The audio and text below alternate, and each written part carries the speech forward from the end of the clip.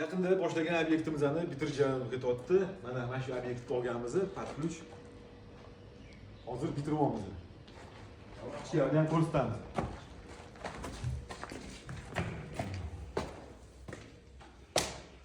Har bitta xonamizda o'zining sanuzyullari bor. Mana hozir mebel qo'yish jarayoniga ketyapti.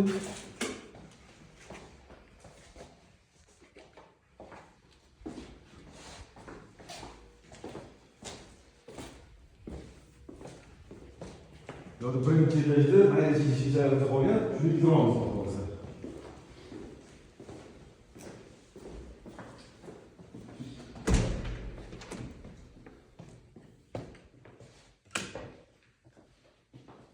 Yo'da ham o'zining sanuzyuli bor, konditsionerlari bor.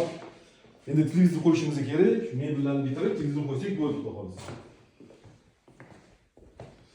Eshiklarimiz ham mana bunaqa elektronniy karta bilan, kod bilan ochiladigan eshiklar bo'ldi hammasi. Bu yoqda kattalik xonamiz. Hozir endi ikkinchi etajga chiqamiz.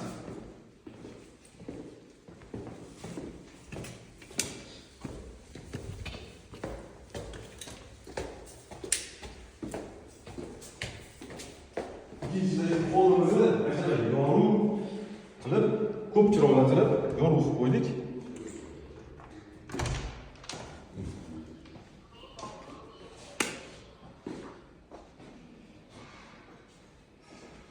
Yo'lda ham alargasini bitirganmiz. Devorlarga aboy yopishtirib, patologlarga ham yorilmasligi uchun gips karton ustidan aboy yopishtirib, ustidan bo'yaganmiz.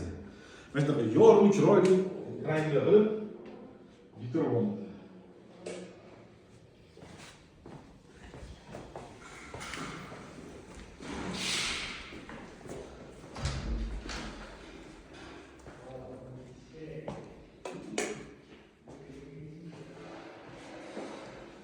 devorlarimizga atajintali aboy tanlaganmiz. Atilabdan ochiq bo'lishi uchun hozirgi modadagi aboylar.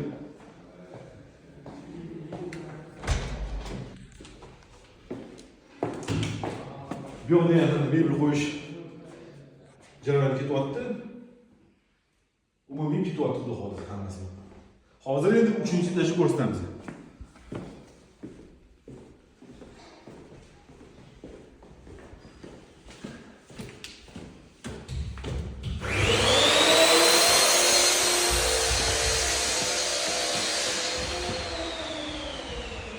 Yo'lga chiqqanda endi shunaqa bu devorlarni o'zimiz qilganmiz. Umumiy gips kartondan qilib, xonaga bo'lib, oldindan ham qilganmiz. Bu uy o'zi 2 etaj uy bo'lgan. Ikkinchi etaj ustiga pinoblokdan 1 etaj ko'tarib, tepasini betondan quyib, obyeksiya qilib, mansardali tom qilganmiz. Mansardali tomni qo'yganmiz. Bu xonalarning hammasini o'zimiz noldan qildik. Elektrika, santexnika, devorlar общий qurilishi hammasini o'zimiz noldan qilganmiz. Mana shu mansardli romlarni qo'yib berganmiz. Har bitta xonani bo'lib, klientlarning xohishiga qarab, razmerlariga bo'lib, chiroyli qilib berdik. Oxirida bitta katta xonamiz bor. Bu yoqda hammasi bir xil. 2,5 ga 3,5 xonalar hammasi. Mebellarimizni bityapti, konditsioner qo'yganmiz, chiroqlarimiz zo'r. Mana bunga televizor qo'ysak bo'ldi, xudo xolasa. Sanuzyul ham bor, mana har bitta xonada sanuzyul qilganmiz.